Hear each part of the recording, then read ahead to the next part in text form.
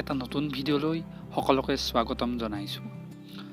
আজি আমাৰ এই ভিডিঅ'টোত আলোচনা কৰিম আমি গুৰুত্বপূৰ্ণ দিনসমূহৰ বিষয়ে, আৰু এইটো হ'ব ভিডিঅ'ৰ প্ৰথম পাৰ্ট। আমি প্ৰথম পাৰ্টত আলোচনা কৰিম জানুৱাৰীৰ পৰা মাৰ্চৰ ভিতৰত হ'ব পৰা বিভিন্ন ধৰণৰ গুৰুত্বপূৰ্ণ দিনসমূহৰ বিষয়ে।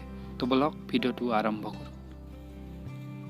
প্ৰথমতে আৰম্ভ কৰোঁ আমি জানুৱাৰী মাহৰ পৰা। এই জানুৱাৰী মাহৰ 9 তাৰিখে পালন কৰা হয় প্ৰবাসী ভাৰতীয় দিৱস, NRI ডে। কাৰণ এই তাৰিখতে 1915 চনত মহাত্মা গান্ধী দক্ষিণ আফ্ৰিকাৰ পৰা ভাৰতলৈ আহিছিল।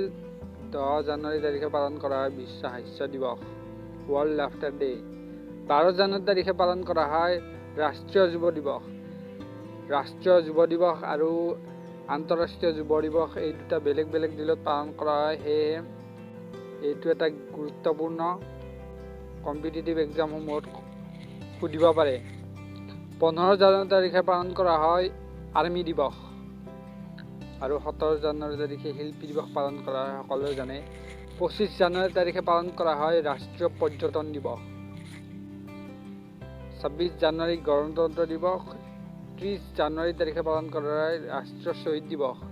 এই ৰাষ্ট্ৰীয় শ্বহীদ দিৱস পালন কৰা হয় মহাত্মা গান্ধীৰ মৃত্যু তিথিত।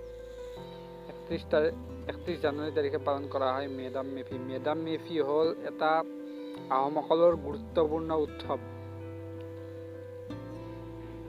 এয়াই আছিল জানুৱাৰী মাহৰ কিছুমান গুৰুত্বপূৰ্ণ দিন। ফেব্ৰুৱাৰী মাহৰ 4 ফেব্ৰুৱাৰী তাৰিখে পালন কৰা হয় বিশ্ব কেঞ্চাৰ দিৱস, অৰ্থাৎ ৱৰ্ল্ড কেঞ্চাৰ ডে। এইটো বহুত ইম্পৰ্টেণ্ট হয়। এইটো বিভিন্ন ধৰণৰ পৰীক্ষাত এইটো প্ৰায়ে আহে। দ্বিতীয়তে হ'ল 14 ফেব্ৰুৱাৰী, এইটো ভেলেণ্টাইন ডে। 21 ফেব্ৰুৱাৰী তাৰিখে পালন কৰা হয় আন্তৰ্জাতিক মাতৃভাষা দিৱস, ইণ্টাৰনেশ্যনেল মাদাৰ টাং ডে। এইটো ইম্পৰ্টেণ্ট এটা। 28 ফেব্ৰুৱাৰী তাৰিখে পালন কৰা হয় ৰাষ্ট্ৰীয় বিজ্ঞান দিৱস, নেশ্যনেল ছায়েন্স ডে।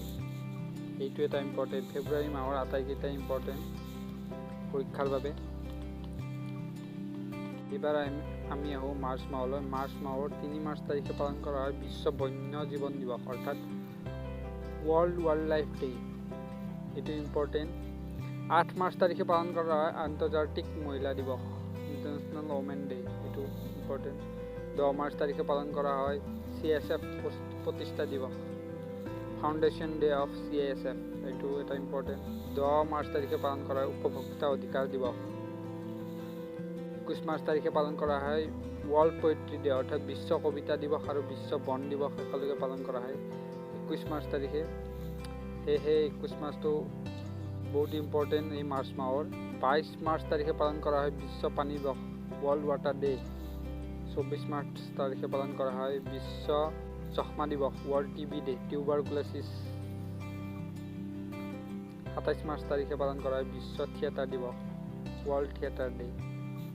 তো আমি এয়া জানুৱাৰীৰ পৰা মাৰ্চ মাহৰ ভিতৰত যিখিনি ইম্পৰ্টেণ্ট ডে আছিল সেইখিনি আলোচনা কৰিলোঁ।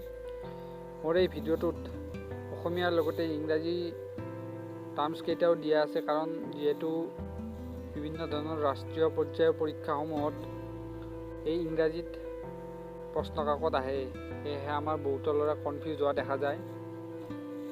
তো ভিডিঅ'টো ভাল পালে নিজৰ আপোনজনৰ লগত শ্বেয়াৰ কৰিবলৈ নাপাহৰিব। ধন্যবাদ।